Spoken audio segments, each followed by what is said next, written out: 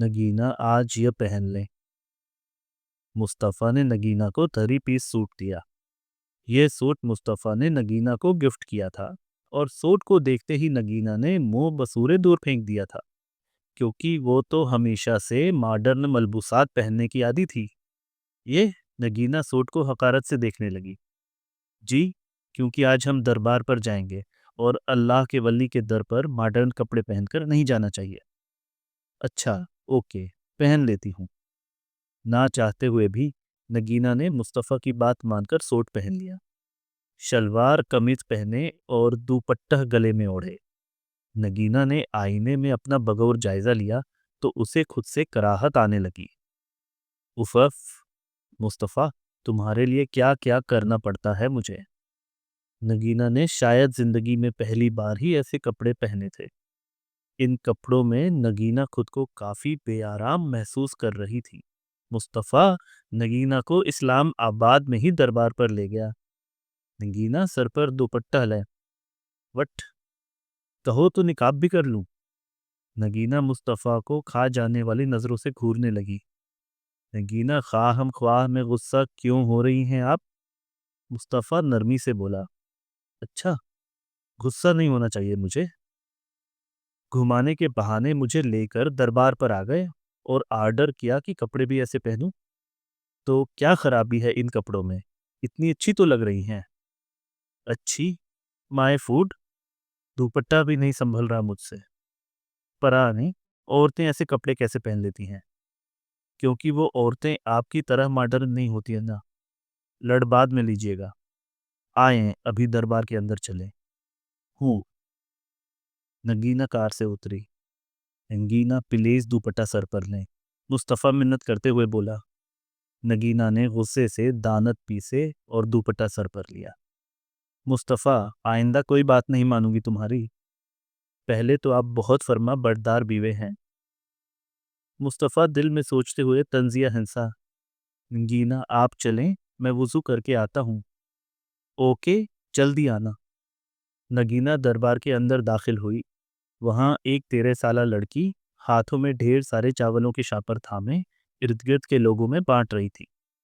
नगीना को देखकर एक शापर उसकी जानिब बढ़ाया। यह लो, एंटी। एंटी। नगीना 13 साला लड़की के मुंह से एंटी सुनकर तप गई। उसने लड़की को ऊपर से लेकर नीचे तक हकारत भरी नजरों से देखा। वो लड़की हुलिये से मिडिल क्लास घर की लग रही थी। लो ना आंटी। लड़की नगीना को खुद को घूरते हुए देखकर बोली। What is this? नगीना ने अकड़ कर पूछा। हम यहाँ मन्नत देने आए हैं, चावलों की देग बांट रहे हैं। नहीं चाहिए, नगीना मगरूर लहजे में बोली। मुझे दें। मुस्तफ़ा वुजू करके आया तो लड़की से बोला, जो हैरत से नगीना को तक रही थी। यह लें भैया। लड़की ने खुश होते हुए मुस्तफ़ा को चावल दिए। शुक्रिया बेटा। मुस्तफ़ा मुस्कुराया। मुस्तफ़ा, अगर तुम्हें इतनी भूख लगी है तो चलो पहले खाना खा लेते हैं। यह क्या लोगों से चावल लेते फिर रहे हो? नगीना जलकर बोली। नगीना, आप नहीं समझेंगी। चूहोड़िए, आए अंदर चलें। मज़ार के अंदर जाकर मुस्तफ़ा ने कब्र पर फूल रखे, फातिहा और दुरूद शरीफ पढ़ा और दुआ करने में मगन हो गया। या अल्लाह, तेरे वली के दर पर आया हूँ, तुझे उनका वास्ता, मुझ पर रहम फरमा। बेशक तू ही हर चीज़ पर कादिर है। मेरे मालिक, बेशक तू अपने पसंदीदा बंदों को ही आजमाइश देकर आजमाता है। मुझे इस काबिल बना कि मैं तेरी हर आजमाइश पर पूरा उतरूं और हर हाल में तेरा फरमानबरदार और शुक्रगुजार रहूं। या अल्लाह, मेरे अब्बा को सेहत और तंदुरुस्ती वाली ज़िंदगी अता फरमा। आमीन। मेरी बहनों के नसीब अच्छे कर। आमीन। और नूरी को ऐसा हम सफ़र अता कर जो उसे उतनी ही मोहब्बत करे जितनी मैं करता हूँ, क्योंकि मुझसे ज़्यादा मोहब्बत तो उसे कोई भी नहीं कर सकता। लेकिन अब वो मेरा नसीब नहीं बन सकती। मेरा नसीब तो अब नगीना है। मेरे मालिक, अगर तूने नगीना को मेरा नसीब बनाया है तो इसमें ही कोई बेहतरी होगी। मुझे अपने नसीब पर कोई शिकवा नहीं है। میں پوری ایمانداری سے نگینہ کے ساتھ اپنا رشتہ نبھانا چاہتا ہوں۔ یا اللہ، مجھے نگینہ سے اولاد عطا کر دے اور نگینہ کی سب غلط عادتوں کو ختم کر دے۔ آمین۔ نگینہ باہر کھڑی تھی، مصطفیٰ کو مزار کے پاس دعا کرتے ہوئے حیرانی سے دیکھنے لگی۔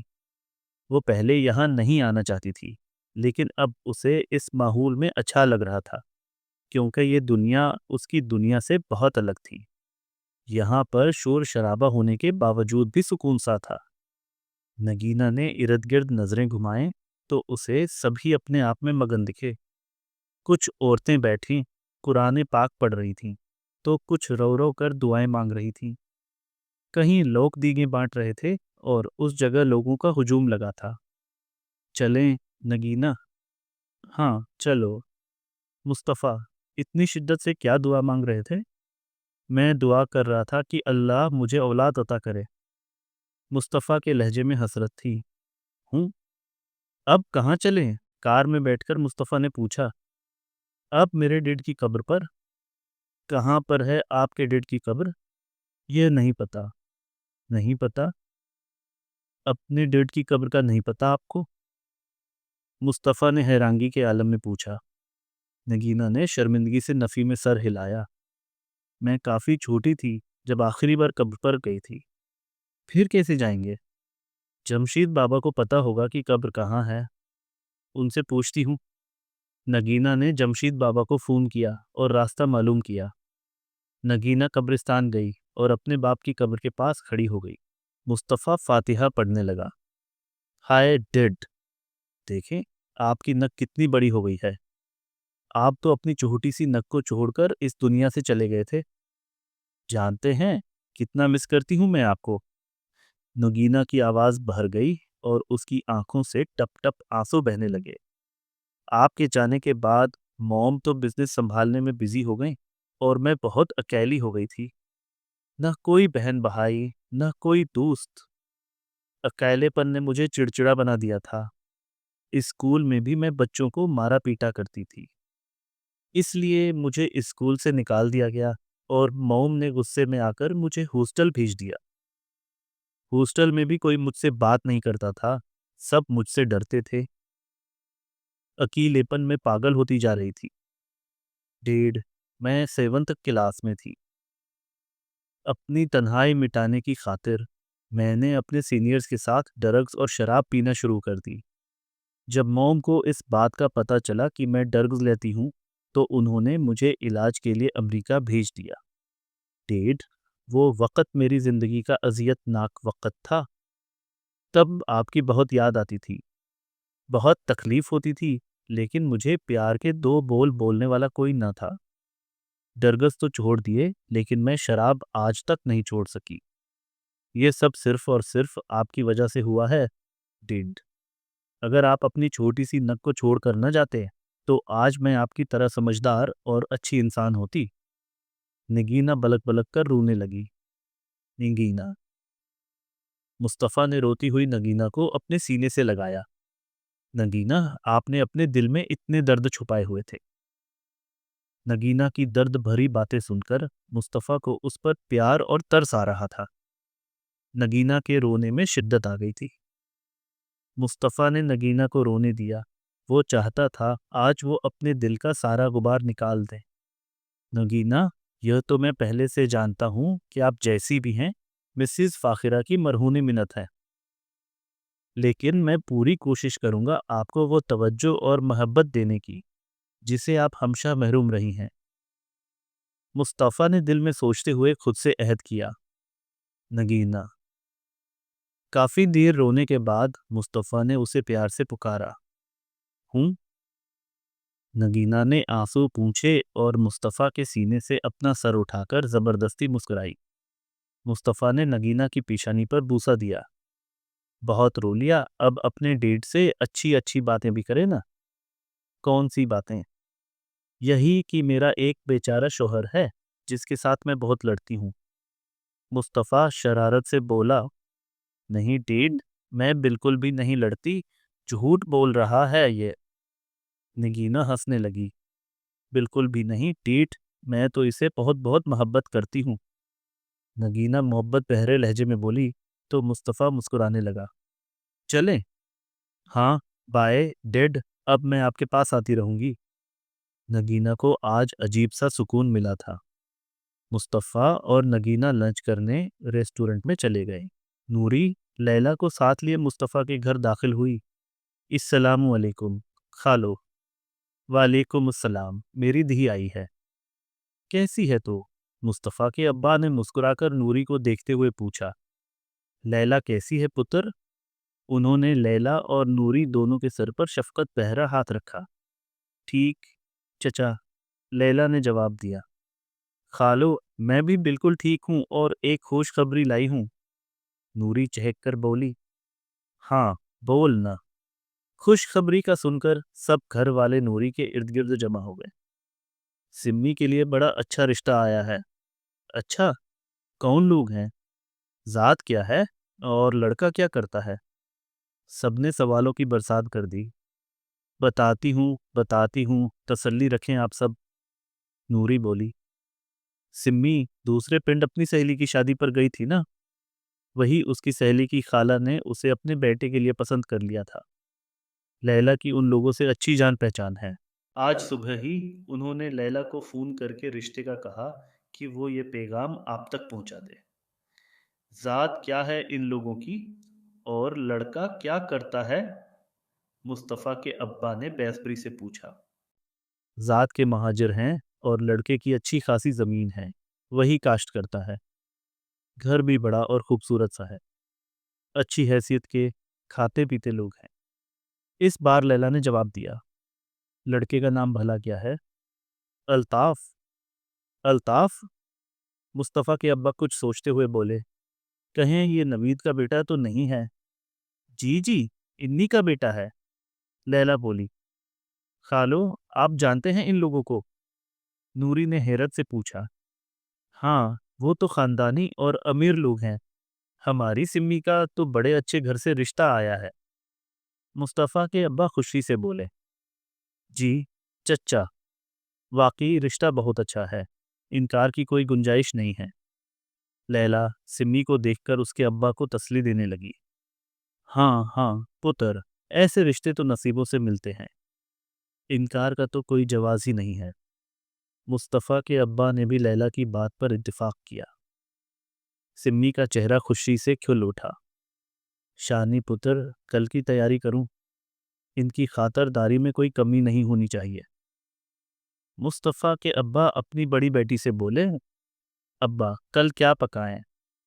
دیسی مرغ پلاؤ، مٹن اور ساتھ میں کچھ میٹھا بھی بنا لینا۔ جی ابا، ٹھیک ہے، میں اور نوری بازار جا کر کل کا سامان لے آتے ہیں۔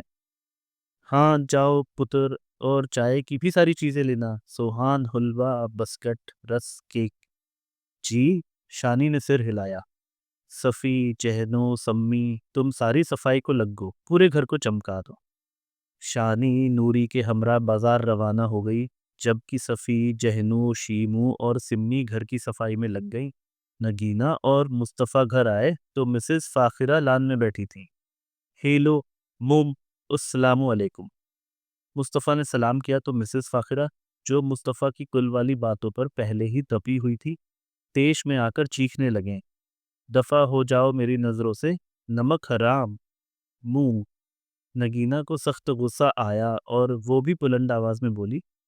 یو شٹ اپ، تم بھی نکلو یہاں سے، جاؤ جا کر اپنے گھر رہو، شکل نہیں دیکھنا چاہتی میں اس شخص کی اور اس کی بیوی کی اپنے گھر میں۔ مسز فاخرہ نگینہ پر بھی چلانے لگے۔ موم، آپ کل والی بات پر اب تک غصے میں ہیں؟ نگینہ نے اس بار دھیمے لہجے میں پوچھا۔ تو کیا غصہ نہیں ہونا چاہیے مجھے؟ جب آپ کے ٹکڑوں پر پلنے والے آپ کے سامنے شیر کی طرح دھاڑیں تو بہت توہین اور ذلت محسوس ہوتی ہے۔ مسز فاخرہ نے لہجے اور آنکھوں میں نفرت بھر کر مصطفیٰ کو خونخوار نظروں سے گھورتے ہوئے کہا۔ میڈم جی، سچ تو ہمیشہ کڑوا ہی ہوتا ہے، اور اگر آپ کو سچ ناقابل برداشت لگا ہے تو میں آپ سے معافی چاہتا ہوں۔ مصطفیٰ نہایت احترام لیکن طنزیہ لہجے میں بولا۔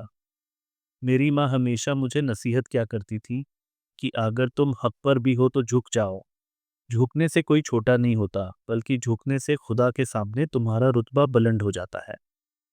यो कहकर मुस्तफ़ा रका नहीं और खामोशी से अंदर चला गया। मुंह, अब माफ़ कर दें। देखें, मुस्तफ़ा ने कितने अच्छे तरीके से आपसे माफ़ी मांगी है। नगीना मुस्तफ़ा का एहतराम भरा लहजा देखकर खुश हो गई। ये माफ़ी मांग रहा था या मेरी इंसल्ट कर रहा था? मिसेस फ़ाखिरा मुस्तफ़ा की बातों का मतलब समझते ही आग बबूला हो गईं। मुंह, हमेशा आप मुस्तफ़ा के बारे में निगेटिव क्यों सोचती हैं? बहुत इज्जत करता है वो आपकी। इस मिसने को कहो ऐसी इज्जत अपने पास रखे और अपनी औकात में रहे। इसे बर्बाद करने में मुझे एक लम्हा भी नहीं लगेगा। Mom please shut up. नग, मैं कह रही हूँ तुमसे, बहुत पछताओगी तुम।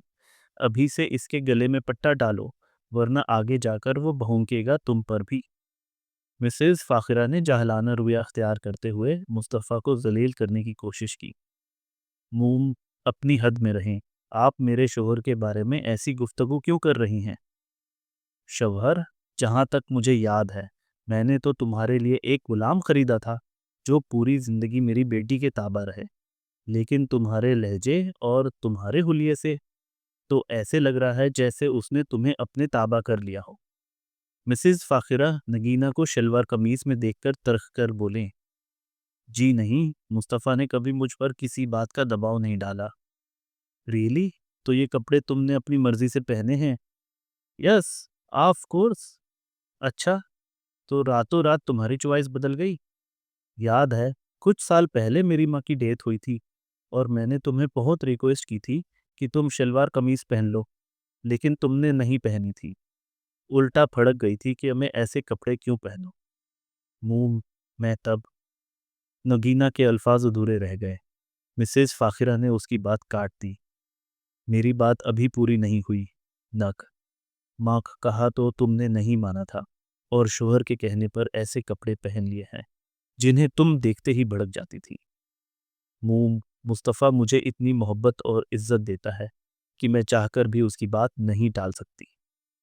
नगीना के लहजे में मुस्तफ़ा के लिए इज्जत देखकर मिसेस फ़ाखिरा को आग लग गई।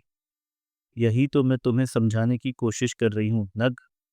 वो लड़का अपनी चिकनी चुपड़ी बातों से तुम्हें बहका रहा है। ये बात वो अच्छी तरह जानता है कि तुम उसकी उसेर हो चुकी हो और इसी बात का फायदा उठाकर वो तुम्हें कुटपुतली बनाकर निचार रहा है और तुम उसके इशारों पर नाच रही हो। मिसेस फ़ाखिरा नगीना को मुस्तफ़ा के खिलाफ भड़काने लगी। मोम, बस कर दें अब। नगीना गुस्से से उठकर वहां से चली गई, लेकिन मिसेस फ़ाखिरा की बातों ने उसके दिमाग पर गहरा असर छोड़ा था। नगीना कमरे में गई तो मुस्तफ़ा सो चुका था। नगीना फ्रेश हुई और अपनी माँ की बातें सोचने लगी। फ़ोन पर मिसेज टोन से नगीना की सोचों का तसलसल टूटा। नगीना ने फ़ोन उठाकर देखा तो सलीम का मैसेज था, हाय डूल, कैसा गुजरा आज का दिन? नगीना ने बेजारी से फ़ोन साइड पर रख दिया। नगीना का मूड सख्त ख़राब हो चुका था। उसका उस वक्त किसी से बात करने का दिल नहीं था। सलीम के फ़ोन पर मैसेज आया, लेकिन वो नगीने का नहीं, सहर का था। सलीम, नगीना मान गई, वो आएगी तुमसे मिलने रेस्टोरेंट में। उफ, नगीना मैडम रिप्लाई नहीं करती और यह सहर मैडम मैसेज कर करके दिमाग चाट रही है। सलीम कोफत से बोला, निये दिन का आगाज हुआ। अल्ताफ और उसके घर वाले सिम्मी के घर आ चुके थे। नूरी, सिम्मी को लेकर आओ। उसकी होने वाली सास अपनी बहू से मिलने के लिए बेचैन हो रही है। शानी कमरे में जाकर नूरी से बोली, जो सिम्मी को तैयार कर रही थी। चल सम्मी चलें, तेरे साजन जी ने तेरे दीदार की खातिर अपनी माँ को भी बेचैन कर रखा है। नूरी शरीर लहजे में बोली। सिम्मी खिलखिलाकर हंसी। नूरी सिम्मी को दूसरे कमरे में ले गई जहां मेहमान बैठे थे। अस्सलामु अलैकुम। सिम्मी ने अदब से सलाम किया। वालेकुम अस्सलाम। सिम्मी की सास उठ खड़ी हुई और उसके सर पर प्यार दिया। नूरी ने भी खुश दिल्ली से सबको सलाम किया। ये हमारी भाभी है और खाला की बेटी भी। शानी ने नूरी का सबसे तारुफ कराया। अल्ताफ, जो अपना चेहरा झुकाए बैठा था, चेहरा उठाकर मुस्कुराते हुए सिम्मी को देखने लगा। थू, الطاف کو دیکھتے ہی نوری کی آنکھوں میں غصہ اور نفرت بھر گئی۔